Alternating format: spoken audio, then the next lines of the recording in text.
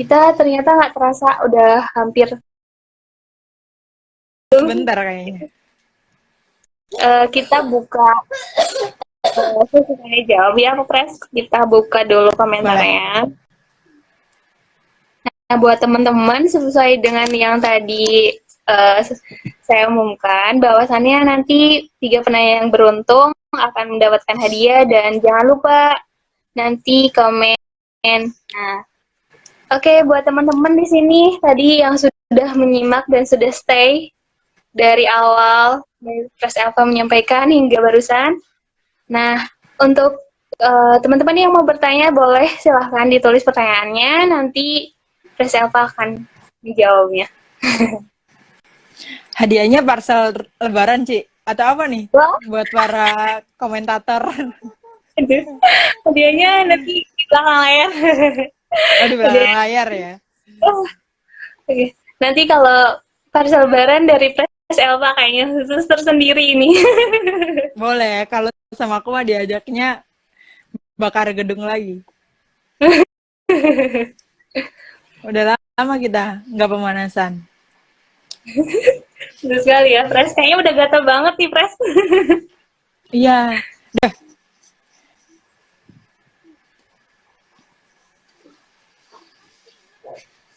Oke, teman. Silakan buat teman-teman yang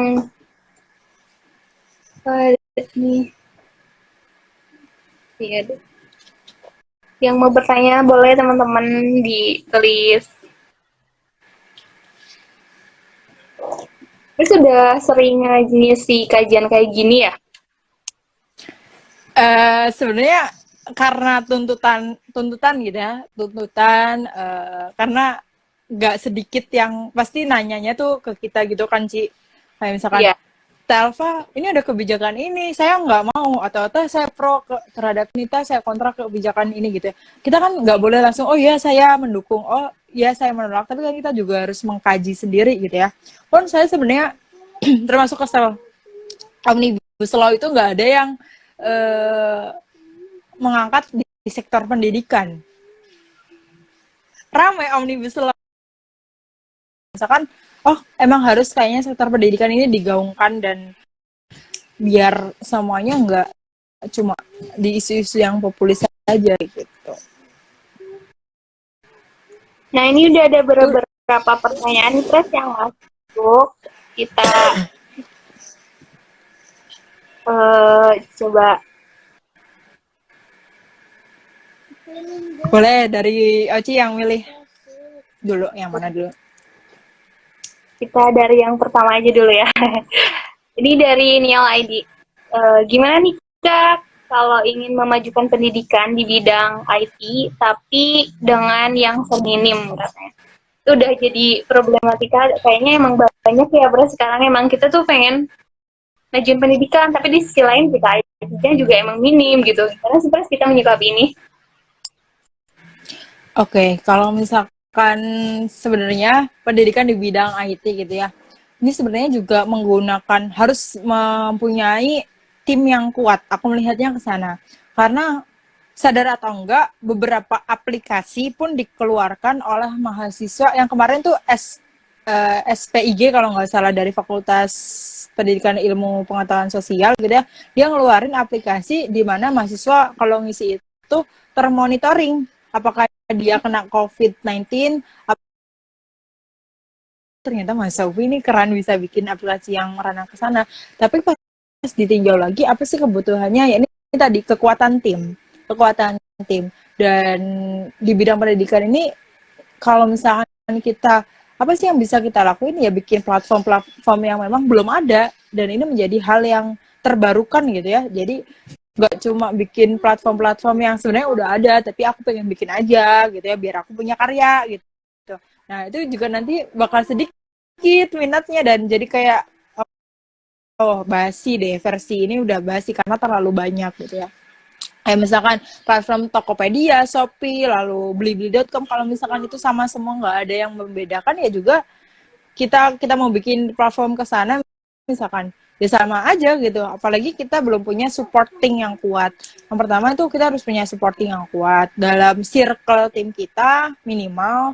Lalu yang kedua itu dosen, karena lagi-lagi kalau misalkan di bidang IT kita tuh harus beli aplikasinya lah, atau kita harus beli bahan-bahan untuk aplikasi tersebut atau untuk website tersebut gitu ya. Itu juga harus membutuhkan dana. Nggak dipungkiri kalau di bidang IT itu nggak mungkin nggak butuh dana.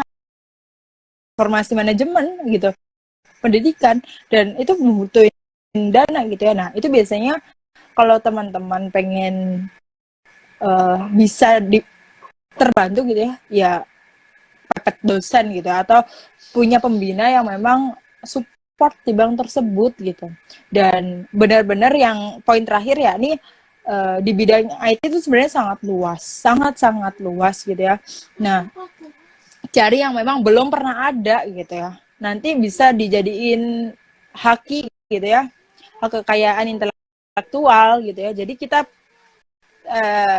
nanti secara pasca lulus gitu ya, jadi mahasiswa kita punya karya itu diakuin sama negara, diakuin sama Indonesia, dan lebih senangnya karya itu keluar ketika di masa krisis gitu ya, ini pandemi COVID-19. Itu kan suatu apa ya, hal yang luar biasa bagi Alfa. Itu sih Ci, untuk Oke, dari Nial ya, Nial. oke kita uh, plus masih bisa jawab, masih ini nih masih semangat buat jawab. Iya, apa sih yang enggak, pokoknya aduh, buat Siap. teman-teman Upis Sumedang nih. Nah, buat Yang muda-muda nih harus lebih semangat. nah ini pertanyaan yang kedua ya, Pres. Dari Ilham Permana. Assalamualaikum, menurut kakak bagaimana solusi agar pendidikan di tengah corona ini terbagi rata antara keluarga yang mampu dan yang tidak mampu, khususnya penggunaan pembelajaran daring? Oke. Okay. Tadi mungkin halo Ilham Permana gitu ya. Terima kasih atas pertanyaan yang luar biasa, dan Nial juga tadi tadi kita udah sedikit bahas ya tentang pemerataan hal ini gitu ya, bagaimana upaya yang harus kita lakuin, terus latar belakang yang tadi kita tuh sedang dihadapkan dengan 3 keadaan. Kita harus tetap fokus sama hak intelektual kita gitu ya, hak kecerdasan kita berpikir dan lain-lain. Kita harus tetap menjaga kesehatan kita dari pandemi COVID-19, dan kita harus tetap menstabilkan perekonomian rumah kita gitu ya. Nah itu 3 hal itu yang sedang kita sebagai kaum remaja ke dewasa harus aware terhadap itu. Nah apa sih yang harus kita lakuin ya, adanya pemerataan pendidikan gitu ya, pemerataan fasilitas pendidikan, kementerian atau mas menteri terhadap kita gitu ya. Karena lagi-lagi kalau misalkan tadi Ci yang aku cerita, ya mungkin yang rame Zoom itu cuma Jakarta, Jawa Barat aja. Tapi Iya. yang selebihnya ya udah bodo amat, dirumahkan aja karena nggak ngerti lagi. Ini bagaikan bencana nasional, nggak ngerti apa yang harus dilakuin, cuma diem di rumah aja gitu ya. Karena nggak tahu cara gunain di apa platform digital, nggak tahu cara belajar digital seperti apa. Jangankan untuk wali murid, bahkan mungkin pendidiknya juga nggak tahu gitu ya. Karena eh, klasifikasi pendidikan di Indonesia mungkin katanya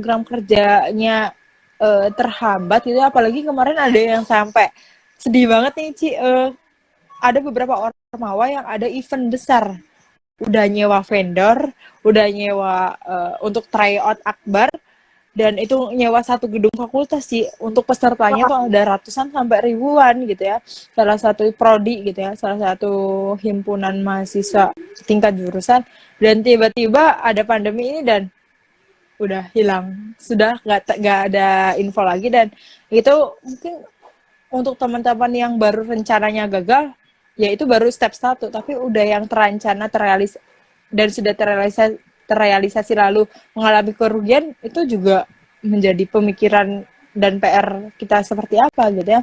Dan untuk ormawa-ormawa tetap melakukan kinerja disesuaikan dengan keadaan yang saat ini. Jangan sampai adanya COVID-19 ini benar-benar proker gak jalan, Ci. Jangan sampai gitu ya. Karena proker tuh ya disesuaikan aja gitu ya. Kalau misalkan kita materi kajiannya by misalkan online untuk saat ini ya nggak masalah gitu ya. Lalu Ci, yang kita biasanya mahasiswa UPI ini terlalu fokusnya, kalau kemarin kepengurusan tahun 2019 kan fokusnya ke pergerakan ya Ci ya, ke iya. pergerakan. Dan kalau misalkan saat ini nggak bisa demo, ya mainnya di petisi, atau saat ini nggak bisa nyenggol birokrat secara langsung, ya mainnya kampanye media gitu ya, atau misalkan aksi-aksi media gitu ya, dan itu bisa dilakuin untuk sebuah di ranah pergerakan. Tapi hal yang bisa kita lakuin saat COVID-19 untuk ormawa-ormawa, ya ini pemberdayaan, sadar atau enggak pemberdayaan. Misalkan dari ini aja deh, dari jurusan kamu nih, PGSD. Kamu udah bikin apa selama COVID-19 yang based on pengalaman kamu kuliah, dan ini ngefek untuk membantu pendidikan sekolah dasar gitu ya. Udah ngelakuin itu atau belum gitu ya. Kalau misalkan Teva bikin misalkan contoh nih, bikin buklet gitu ya, buklet tentang bagaimana para pendidik ini bisa melakukan pembelajaran di rumah, lalu perkembangan anak seperti apa yang bisa dilakukan di rumah, lalu biar anak nggak bete dan nggak minta mainan yang mahal bagaimana. Nah, dari sekedar kayak gitu, misalkan dari teman-teman PGSD Penjas, satu orang aja dia menjaga atau mensosialisasikan cara berolahraga simple di Ramadan pas COVID-19 ini gitu ya, minimal di satu RT-nya aja, satu RT-nya aja gitu. Itu udah menjadi sebuah pemberdayaan dan pengabdian ormawa gitu ya. Minimal kalau nggak seluruh masyarakat kampusnya itu, ya pengurusnya harus ngasih contoh itu gitu ya. Dan itu kayaknya kece banget, dan itu nggak harus hal-hal besar yang misalkan kita ini UPI karena kita kampus pendidikan kita harus nandingin, misalkan bikin platform ruang guru tandingan atau apa dan lain-lain gitu. Gak usah kayak gitu, minimal satu orang linear dengan studi dia gitu ya, kuliah dia, program studi dia, udah lakuin itu aja. Nanti di inventarisir sama masing-masing ormawanya yang nge-leading. Kalau misalkan biasanya mungkin ada P2M gitu ya, P2M atau apa Iya. ya, kita kalau P2M kan ya udah, kita ada proker besar apa, mau kamu dari jurusan apapun ya harus menyesuaikan dengan program tersebut. Tapi kalau misalkan ini ya udah pemberdayaan masyarakat, lalu pengabdian ke masyarakat. Kalau kita nggak bisa turun relawan karena biasanya restu orang tua khawatir anaknya kenapa-napa di tengah COVID-19 ini, ya minimal satu RT kita aman karena adanya kita, gitu sih. Terus tadi ini ada yang nanya lagi katanya. Lalu bagaimana dengan kalau untuk kaderisasi bagaimana Presa? Bagaimana cara efektif kader secara daring? Oke, untuk kaderisasi ya, ini juga sebenarnya menjadi PR karena Telva juga bakal merancang hal itu ya. Jadi Telva sekarang ini belum ada kabinet, belum dilantik, tapi Telva sedang merancang gitu ya, kerangka-kerangka kaderisasi seperti apa jika dilakukan Mokako secara fisik lagi, karena ini udah bulan Mei, Juni, Juli, Agustus, September, Agustus tuh udah mokaku ya biasanya kita udah mokaku dan proposal belum apa-apa belum dirancang, UPI masih fokus sama pembelajaran online dan COVID-19 dan semua pihak pun sama gitu ya. Dan untuk kaderisasi kita harus menyiapkan dua plan secara daring atau enggak. Kalau misalkan secara daring berarti ya kita mungkin ya tadi bakal ngikutin world class university yang cuma by seminar online, terus abis itu mentoring dan monitoring, ya seperti itu. Nah, kita belum ada kurikulumnya. Nah, mungkin nanti setelah BEM Rema ini dilantik, kita bakal amit-amit sih kalau masa darurat ini diperpanjang, kita mau nggak mau harus menyesuaikan untuk daring atau online gitu, yang tidak tatap muka gitu. Tapi ya tadi langkah pertama kita bikin kurikulum. Kurikulum itu biasanya berdasarkan dari GBPK, GBPO yang dibuat oleh masing-masing ormawanya, bisa juga ya berlandaskan dengan ADART-nya atau undang-undang kaderisasi. Jadi kurikulum itu turunan dari undang-undang kaderisasi dan ADART masing-masing ormawa gitu.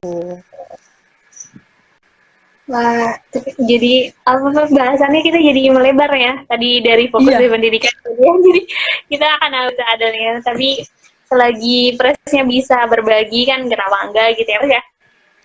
Nah, betul betul. ini teman-teman jadi aduh tadi udah banyak yang nanya, cuman tadi belum sempet ke ini hal akut. Teman-teman kalau masih ada yang mau penasaran, kita kasih waktu selama berapa menit lagi. Kita kasih waktu untuk itu. Tapi tadi aku ada baca ada yang nanyain mengenai pendidikan di luar negeri dan juga untuk menerapkan di Indonesia juga agar katanya gimana caranya untuk menghasilkan bibit-bibit yang unggul, berkualitas dan seperti itu katanya. Iya, kalau misalkan pembelajaran di luar negeri atau misalkan itu beda ya dengan di Indonesia bisa dikatakan beda. Mungkin Telva juga udah pernah merasakan hal tersebut gitu ya. Telva studi di luar selama beberapa bulan dan apa coba yang membedakan kelemahan Indonesia dan luar negeri? Ternyata adalah bidang apresiasi. Nah, kalau misalkan masyarakat luar negeri ini biasanya pandai mengapresiasi muridnya, guru itu pandai mengapresiasi karya-karya anak muridnya. Nah, itu yang nggak ada di Indonesia. Kalau di Indonesia ya udah beban tugas ya beban tugas saja gitu ya, tapi untuk apresiasi sangat minim gitu. Nah, itu yang belum menjadi kebiasaan ketika belum sama-sama mengapresiasi minimal hasil karya anak. Nah, itu yang paling membedakan pendidikan di Indonesia dan di luar negeri gitu ya. Apalagi untuk bagian negara-negara maju tuh jangan ditanya. Mungkin mereka bisa apa ya memfasilitasi para pendidik karena pendidiknya juga di Finlandia misalkan untuk menjadi guru anak atau guru kindergarten teacher itu dia tuh harus S2 atau S3 gitu. Beda sama yang di Indonesia ya udah lulusan SMA juga nggak apa-apa gitu. Nah, kita kan belum disupport ke sana apalagi kita rangkaian untuk menjadi guru itu masih rumit dan belum bisa dikatakan menjadi standar mutu pendidikan yang berkualitas gitu. Kayak misalkan adanya PPG ya udah sama aja mahasiswa dari pendidikan sama non pendidikan ya bisa mengakses itu. Yang penting dia udah beres S1. Nah, itu sih yang kayak proyek-proyek investasi atau proyek-proyek penggalangan uang yang bisa merugikan masyarakat awam atau masyarakat bawah seperti kita gitu ya. Dan itu ya yang penting ya tadi mereka pemerintah cuma ketawa-ketawa aja, kitanya yang kena dampak langsungnya gitu. Itu sih kalau seputar pendidikan di luar sama yang di sekarang. Kita insya Allah waktunya sampai jam 17 aja ya. Tadinya kita durasinya cuma 16.30 tapi kayaknya keasikan ngobrol nih jadi agak melebihi nggak apa-apa ya Pres? Nggak apa-apa, santai aja kita. Kasih ini ada pertanyaan lagi masuk dari Aiskar. Katanya bagaimana menanggapi pendidikan di tengah pandemi ini? Apakah bisa bersangkutan dengan krisis global kah? Iya, terima kasih kepada Ayu Sekar gitu ya. Tadi ya, kalau misalkan Ayu Sekar ngikutin dari awal, aku tadi udah bilang gitu ya. Iya, Yang hari ini kita tanggapi itu ada 3 gitu. Kesehatan, ekonomi, sama pendidikan. Nah, ini nggak bisa kita harus memilih gitu ya. Kita nggak bisa, mana sih Oci prioritas kamu mau pendidikan, kesehatan, atau ekonomi? Nggak bisa, karena tiga-tiganya ini hak kita untuk mendapatkan tiga-tiganya sebagai warga negara gitu ya. Pendidikan untuk mencerdaskan bangsa sesuai dengan amanat Undang-Undang 1945, ekonomi juga ketika kondisi saat ini, meskipun Indonesia itu nggak berani di lockdown ya, sadar nggak sadar kenapa nggak berani lockdown, karena takut ada kejadian tahun 98 ini terulang, ya ini penjarahan. Kan orang-orang Indonesia ini tipenya nekat gitu ya, apapun yang akan dilakuin gitu, tapi kan pemerintah nggak bisa menjamin untuk minimal pemasokan untuk makan deh, bahan pangan tuh belum bisa menjamin hal tersebut gitu ya. Dan untuk kesehatan kita juga jangankan melindungi orang lain gitu ya, ini uji coba di akhirat gitu ya, kita melindungi diri kita sendiri gitu ya, gak ngomongin diri yang lain. Tapi untuk pendidikan ya, mencerdaskan kehidupan bangsa ya ada kaitannya gitu ya, ketika saat ini gitu ya, sadar atau enggak, beasiswa yang harusnya turun di bulan ini semuanya ditiadakan. Semua ditiadakan. PPA, beasiswa-beasiswa lainnya yang dari pemerintah, karena dananya dialihkan untuk penanganan COVID-19. Nah, ini kan saling berkaitan antara pendidikan, lalu dan lain-lainnya. Terus ada namanya bantuan operasional pembelajaran. Itu di sekolah ya, di sekolah kita sebagai lembaga atau guru biasanya mendapatkan bantuan operasional pembelajaran itu dari pemerintah. Nah, BOP itu juga sekarang dialihin, yang tadinya buat sekolah-sekolah untuk kesejahteraan guru. Kemarin kan Alfa sempat ini nuntut ya, Alfa sempat nuntut karena concern jurusan Alfa dan belum punya andil di BEM waktu kemarin. Alfa ya udah pakai aliansi jurusan dan kita fokus untuk penanganan kesejahteraan guru yang di tengah ini, yang di PHK tuh bukan cuma buruh aja, tapi ternyata guru-guru juga dirumahkan gitu ya, dalam arti sekolah nggak bisa ngasih gaji karena siswa-siswa pun nggak bisa bayar SPP gitu.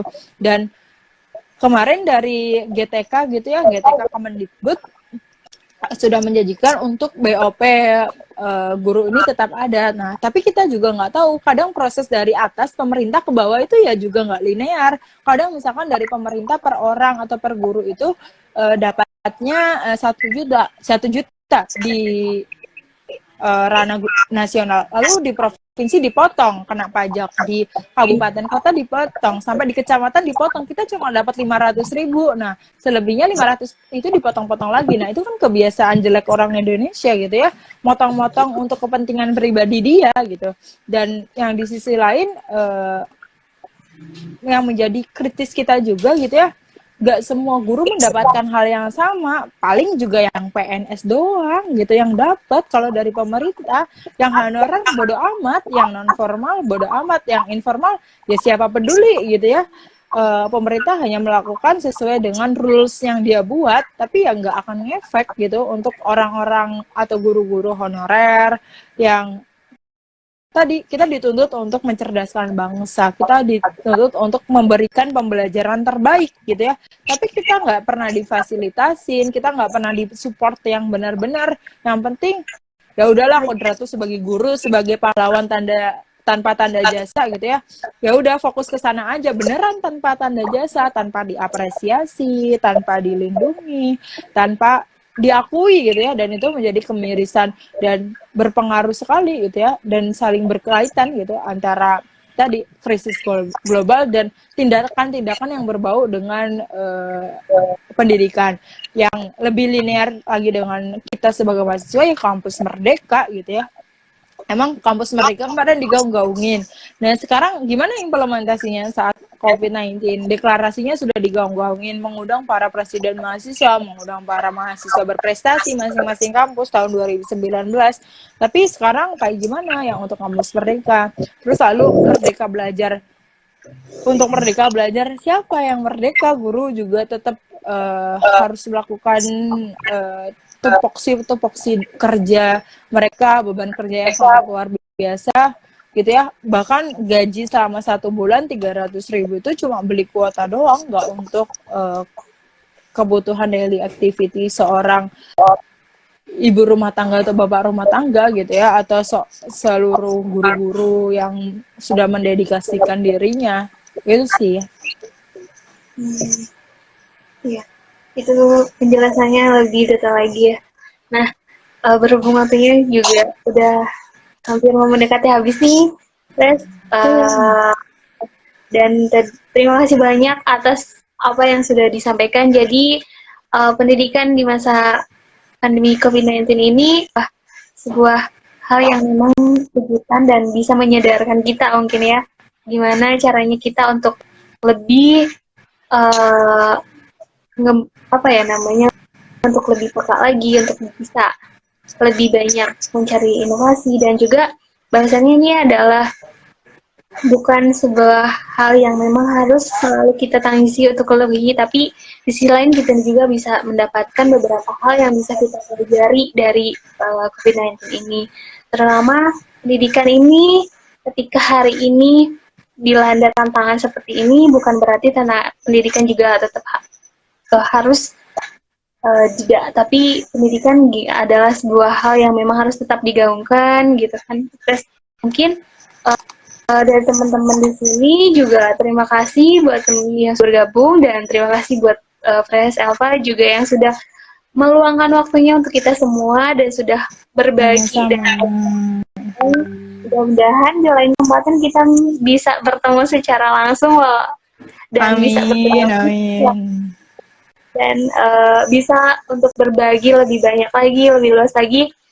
Karena tadi sangat banyak sekali yang khususnya Oci sendiri rasakan gitu, banyak sekali pemikiran-pemikiran baru yang dikemukakan oleh Pres Elva, kemudian banyak sekali hal yang ternyata ya memang harus seperti ini. Nah, itu menjadi motivasi tersendiri aku untuk untuk lebih banyak belajar lagi.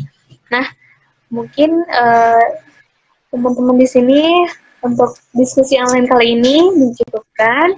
Dan Pres, ada kata-kata terakhir yang ingin disampaikan? Pokoknya buat teman-teman yang masih ingin bertanya, boleh nanti langsung kontak aku aja, nggak apa-apa, aku selalu terbuka untuk memberikan ruang kritis dan nalar kita gitu ya. Meskipun di tengah COVID-19 sebenarnya kita sibuk untuk menyelamatkan diri sendiri, atau misalkan kita di tengah Ramadan yang harus seperti apa atau apa gitu ya. Masih untuk teman-teman Puis Modang tetap harus perluas nalar dan daya kritis gitu ya.